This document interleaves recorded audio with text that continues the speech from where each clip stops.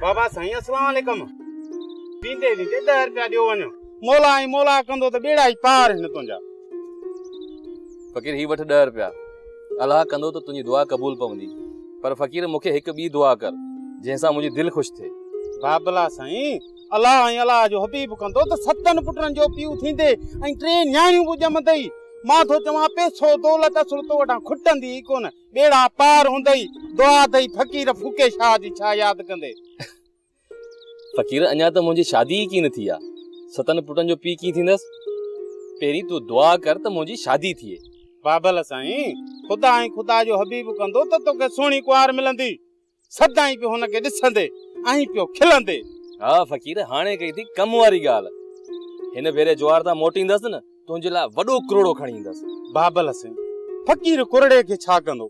फ़कीर दर दर जो आहे सवाली। फ़कीर खे कॾहिं हितां टुकुर मिलियो कॾहिं हुतां मिलियो। मिड़ई पंहिंजो पेट पारे ऐं बच्चनि जो पेट पारे। अलाह गंज ॾींदई असांखे मिड़ई कुझु पेसड़ा ॾिजां। कुरड़ो बुरड़ो न खपे बाबा। चङो फ़कीर दुआ कजांइ। आऊं हाणे हलां थो दरिया ते। बाबला अलाह कंदो दरिया तां सणाव थी मोटंदे। ख़ुदा ऐं ख़ुदा जो हबीब कंदो त बेड़ा पार थींदे। आमीन आमीन।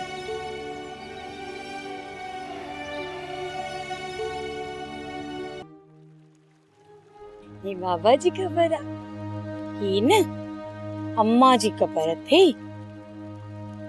ये अद्दे जी ख़बर आहे पोइ वरी तुंहिंजी ख़बर बि ठाहींदमि। तुंहिंजी ख़बर बि ठाहींदमि, तुंहिंजी बि ठाहींदमि, इन्हनि जी ठाहींदमि, पंहिंजी बि ठाहींदमि। न न न ये अद्दे जी ख़बर बि कान्हे, ये बाबा जी बि कान्हे।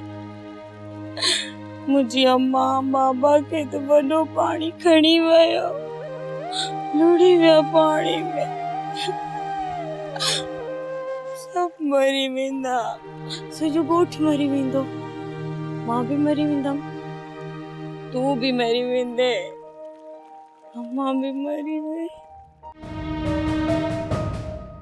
आदर्श छा पियो सोची? उन चरी छोकिरी जे बारे में पियो सोचां।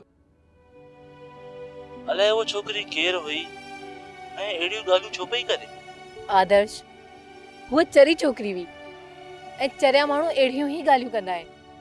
चरिया माण्हू त अहिड़ियूं ॻाल्हियूं कंदा आहिनि ऐं इहे फ़क़ति उहे ॻाल्हियूं कंदा आहिनि जेके उन्हनि जे ज़हन में फीड कयूं वयूं हूंदियूं आहिनि। मूंखे त लॻे थो त इन छोकिरी सां कोई हादसो पेश आयो आहे।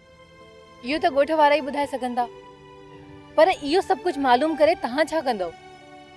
अरे बारिस मां NGOs में पंहिंजे पेट जे ख़ातिर नौकरी करे रहियो आहियां ऐं हिन ॻोठ जा दर्द ऐं मुसीबतूं त मुंहिंजे अंदर में ॼण वेही विया आहिनि। कॾहिं कॾहिं त मां पंहिंजो पाण खां इहो सवाल कंदो आहियां त NGOs जूं एतिरियूं सारियूं गाॾियूं हिननि ॻोठनि जे घसनि ते घुमनि फिरनि थियूं, पर अॼु ॾींहं ताईं हिन ॻोठ खे NGOs वारनि ॾिनो छा आहे?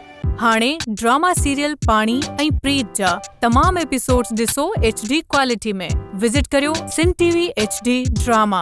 सब्सक्राइब कयो असांजो ऑफिशियल YouTube चैनल सिन TV HD ड्रामा ऐं वधीक अपडेट लाइ बेल आइकन खे क्लिक करियो।